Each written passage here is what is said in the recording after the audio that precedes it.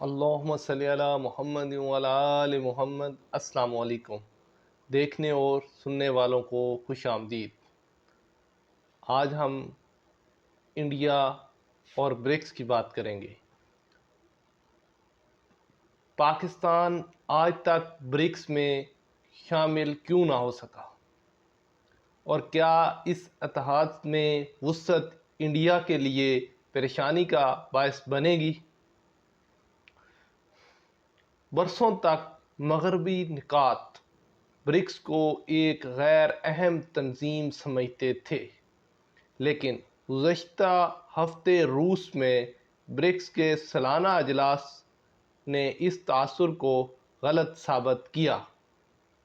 اقوام متحدہ کے سیکرٹری جنرل اور 36 ممالک کے رہنما 3 دن تک اجلاس میں شریک رہے، جہاں برکس نے باضابطہ طور پر 4 نئے اراکین کو خوش آمدید کہا۔ ان میں مصر، ایتھوپیا، ایران اور متحدہ عرب امارات شامل ہیں۔ 2006 میں برکس کے قیام کے بعد سے لے کر اب تک، یعنی صرف 2010 میں جنوبی افریقہ کو ہی اس تنظیم کا حصہ بنایا گیا، لیکن 2024 میں برکس نے بہت سے ملکوں کے لیے دروازے کھول دیے، لیکن اب ایسا لگتا ہے کہ تنظیم کے دروازے باقی ملکوں کے لیے بھی کھلتے جا رہے ہیں۔ ایسے میں برکس، جو خود کو عالمی گورننس کے مغربی ماڈل کے متبادل کے طور پر پیش کرتی ہے، کے حوالے سے بہت زیادہ بات چیت ہو رہی ہے۔ مغربی پالیسیوں اور مالیاتی نظام سے بڑھتی ہوئی مایوسی کے بیچ برکس اپنا اثر رسوخ اور اہمیت بڑھا رہی ہے۔ حیران کن طور پر اس تنظیم میں مغرب میں سے سب سے زیادہ انسیت رکھنے والا ملک انڈیا بھی ہے، جو کہ اس کی وسعت میں سب سے زیادہ فائدہ اٹھا رہا ہے۔ انڈیا نئے برکس ارکان سے گہرے تعلقات رکھتا ہے۔ متحدہ عرب امارات انڈیا کا اہم شراکت دار، جبکہ ایتھوپیا سے انڈیا کے پرانے اور قریبی تعلقات ہیں۔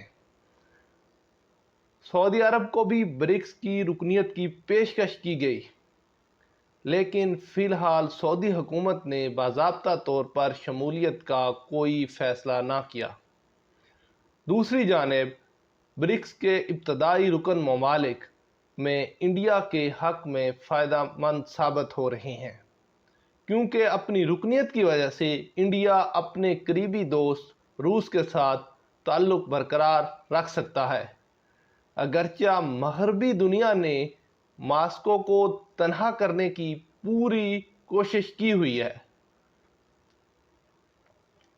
دوسری طرف حریف ملک چین کے ساتھ مل کر کام کرنے سے انڈیا کو بیجنگ سے تناؤ کم کرنے کی محتاط کوششوں سے مدد ملتی ہے، خصوصاً ایسے وقت میں جب اجلاس سے پہلے دونوں ممالک سرحد پر پیٹرولنگ کا ایک معاہدہ بھی کر چکے ہیں۔ اس معاہدے کے اعلان سے انڈیا کے وزیر اعظم نریندر مودی کو وہ سفارتی اور سیاسی فضا ملی جس میں اجلاس کے دوران ان کی چینی صدر شی جن پنگ سے ملاقات ممکن ہوئی۔ اس کے علاوہ برکس کی مدد سے انڈیا اپنے سفارتی پالیسی کے کلیدی اصول، یعنی اسٹریٹجک خود مختاری کو بڑھا سکتا ہے، جس کے تحت اس کا دعویٰ ہے کہ وہ مختلف خطوں میں اہم کھلاڑیوں سے ایک جیسے تعلقات قائم رکھنا چاہتا ہے، لیکن کسی سے بھی اتحاد کیے بغیر۔ انڈیا کی حکومت مغرب اور مغرب سے باہر اہم شراکت داریاں قائم کر چکی ہے، اور ایک فعال برکس میں موجودگی اور رکن ممالک سے اچھے تعلقات کو امریکہ سمیت مغربی ممالک سے